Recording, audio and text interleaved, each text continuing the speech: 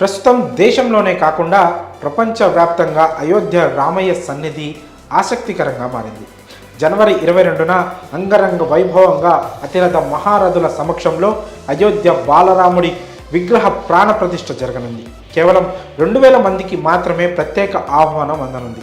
ఈ కార్యక్రమంలో పాల్గొనేందుకు శ్రీ రామతీర్థ ట్రస్ట్ వారు ఎంపిక చేసిన వారికి ఇప్పటికే ఆహ్వానాలు కూడా అందజేస్తున్నారు. దేశ విదేశాల నుంచి ఉన్న రామ భక్తులు అయోధ్యకు విరాళాలు పంపడమే కాకుండా బహుమతులు కూడా పంపుతున్నారు.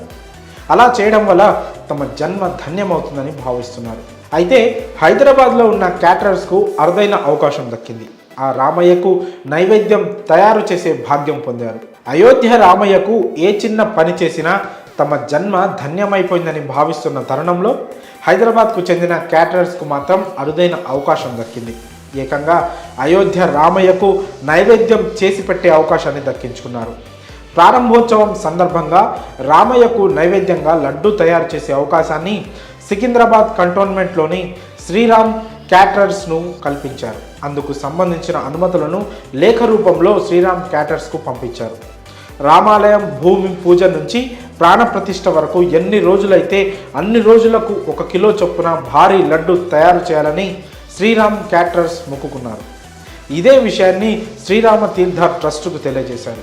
10 రోజుల క్రితం ట్రస్ట్ నుంచి శ్రీరామ క్యాటరర్స్కు అనుమతులు ఇస్తూ లేఖను పంపారు. వెంటనే శ్రీరామ క్యాటరర్స్ లడ్డూని తయారు చేశారు.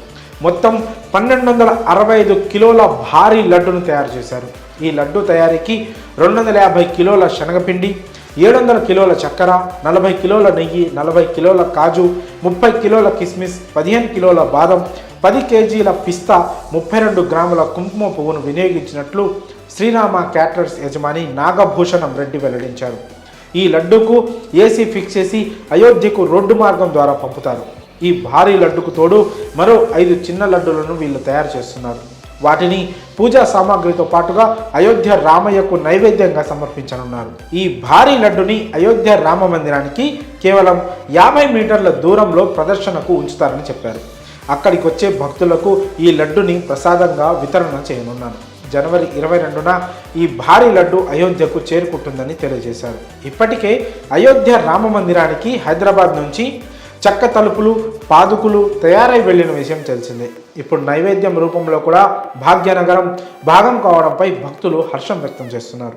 మరి అయోధ్య రామయ్యకు హైదరాబాద్ నుంచి నైవేద్యం వెళ్తుండడంపై మీ అభిప్రాయాలను కామెంట్స్ రూపంలో తెలియజేయండి.